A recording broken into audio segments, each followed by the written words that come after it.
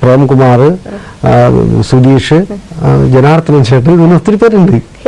നായികമാരായിട്ട് അഭിനയിച്ചാരും പറയില്ല. നായികമാരായിട്ട് കൽപ്പന, മഞ്ജുപിള്ള, നമുക്ക് അങ്ങനെയൊക്കെ ഉള്ള ഒരു നമ്മുടെ സീനിന്റെ ഒരു പൊലിമയ്ക്ക് അങ്ങനെയല്ലേ വരുള്ളൂ. അതിന് പുറത്തോട്ട് പിന്നെ ആരുമായിട്ടും വലിയൊരു ബന്ധം വരില്ല. അതുപോലെ തന്നെ ചേട്ടാ തുടങ്ങിയത് പത്മരാജൻ സാറിന്റെ സിനിമകളുടെ വസ്ത്രാലങ്കാരം ഇന്ദ്രൻസ് എന്ന ടൈറ്റിലിൽ നിന്നാണല്ലോ. ഇപ്പൊ അതിൽ നിന്ന് ഇന്നത്തെ ഇപ്പൊ സുരേന്ദ്രൻ എന്ന ഒരു കോസ്റ്റ്യൂം ഡിസൈനർ അല്ലെങ്കിൽ ഒരു തയ്യൽക്കാരനിൽ നിന്ന് ഇന്നത്തെ ഒരു ഇന്ദ്രൻസിലേക്കുള്ള വളർച്ച, അത് പ്രേക്ഷകർക്കായിട്ട് പേര് മാറ്റിയപ്പോ പോയോ? സുരേന്ദ്രൻ മാറ്റി ഇന്ദ്രൻസ് ആയപ്പോ ഇന്ദ്രൻസ് ആയി.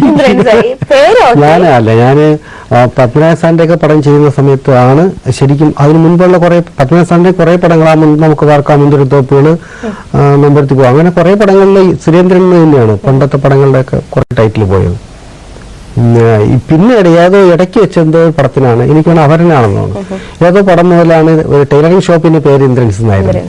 അങ്ങനെ സാറിന്റെ അടുത്ത് പറഞ്ഞിട്ട് ഞാൻ ടൈറ്റിൽ അങ്ങനെ വെച്ചോട്ടെ എന്ന് പറഞ്ഞപ്പോ സാർ പറഞ്ഞു, അപ്പം പോസ്റ്റർ ഡിസൈൻ ചെയ്യുന്ന സാബു കൊളോണിയെ പറഞ്ഞു, സാബുവിന്റെ അടുത്ത് പറഞ്ഞോ അങ്ങനെ ചെയ്യുള്ളൂ എന്ന് പറഞ്ഞു. അങ്ങനെ പിന്നെ സാറിന്റെ പടം ചെയ്യുമ്പോഴത്തേക്ക് ഒരു അന്തസ്സൊക്കെ വന്നു.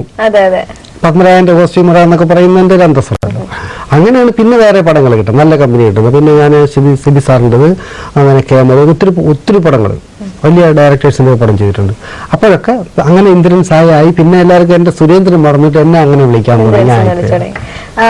പിന്നെ ചെറിയ വേഷങ്ങൾ ചെയ്തു. അത് പത്മനാഭ സാറിന്റെ പടവും അതിന് മുൻപ് തന്നെയും ഉള്ള പടങ്ങളിലൊക്കെ ചെയ്തിട്ടുണ്ട്. ഞാൻ ചെറുതായിട്ട് സുകുമാരനായിരുന്നു ആളിന്റെ പടത്തിലൊക്കെ ചെയ്തിട്ടുണ്ട്. വേറൊരു സുകുമാരനായിരുന്നു. ലൈഫിൽ ഇപ്പോ ഒരു കൊമേഡിയൻ എന്നുള്ള നിലയിലോ അല്ലെങ്കിൽ ഒരു നല്ലൊരു അഭിനേതാവ് എന്നുള്ള നിലയിലോ ഒക്കെ ജനങ്ങൾ തിരിച്ചറിഞ്ഞത് അല്ലെങ്കിൽ ചേട്ടന്റെ ലൈഫിൽ ഒരു ടേണിംഗ് പോയിന്റ് എന്ന് പറയുന്ന സിനിമ ഏതാ? ഇപ്പൊ സി.ഡി. ഉണ്ണികൃഷ്ണനൊക്കെ ആണെങ്കിൽ അത് തന്നെയാണല്ലോ. അതിനു മുമ്പൊക്കെ അഭിനയിച്ചുവെങ്കിലും അഭിനയിക്കാൻ കുറച്ചിട്ടാണ് തൈലായിട്ട് ഇവിടെ കൂടിയതെങ്കിലും അത് അത്ര എളുപ്പമല്ലെന്ന് മനസ്സിലാക്കി മടങ്ങിപ്പോക്കൊക്കെ നടത്തി പിന്നെ തിരിച്ചു വന്നതാണ് പത്മനാഭ സാറിന്റെ നമുക്ക് പറക്കാൻ മുന്തിരിത്തോപ്പ്. അതിനുശേഷം ആ തൊഴിലിന്റെ അടുത്തൊരു മഹത്വം തോന്നി. ഞാൻ അതുവരെ പ്രാദേശിക സിനിമകളൊക്കെ ചെയ്തിട്ടുള്ളൂ, അതിനേക്കാളൊക്കെ ഒരു അന്തസ്സുള്ള പണിയായതെന്ന് എനിക്കൊരു തോന്നി. അങ്ങനെ പിന്നെ കൂടിയിട്ടുള്ളൂ. പിന്നെ അഭിനയമോഹം വലുതായിട്ട് വേണ്ട എന്നൊക്കെ ഞാൻ കൂടുതൽ സമയം കണ്ണാടിയിലൊക്കെ നോക്കി ഉറപ്പിച്ചു. നടക്കൂല, ഇതൊന്നുമല്ല, ഇതിനേക്കാളും നല്ല ഭംഗിയൊക്കെ ഉള്ള ചെറുപ്പക്കാർ വന്നിട്ട് ഒരു ഡയലോഗുള്ള വേഷം കിട്ടാൻ വേണ്ടി സ്വന്തം ചെലവിൽ റൂമൊക്കെ എടുത്ത് കാറിലൊക്കെ വന്ന് പൊയ്ക്കൊണ്ടിങ്ങനെ കാണുന്നത് നമ്മളെ അത്ര ആഗ്രഹിക്കുന്നതിന് പരിധിയില്ലേ എന്നൊക്കെ വെച്ചിട്ട് ഞാൻ കൂടുന്നത് തന്നെയാണ്. അങ്ങനെ എന്റെ കോസ്റ്റ്യൂം പരിപാടികളൊക്കെ ആയിട്ട് അങ്ങനെ പോകുമ്പോഴാണ് രാജസേനൻ സാറിന്റെ ഈ പടത്തിൽ എനിക്കൊരു നല്ല ക്യാരക്ടർ ഉണ്ടെന്ന് പറഞ്ഞ് സി.ഡി. ഉണ്ണികൃഷ്ണൻ ചെയ്യുന്നു. അതിനുശേഷം പിന്നെ എനിക്ക് കത്തിയെടുക്കാൻ നേരം കിട്ടിയിട്ടില്ല. സന്തോഷായി.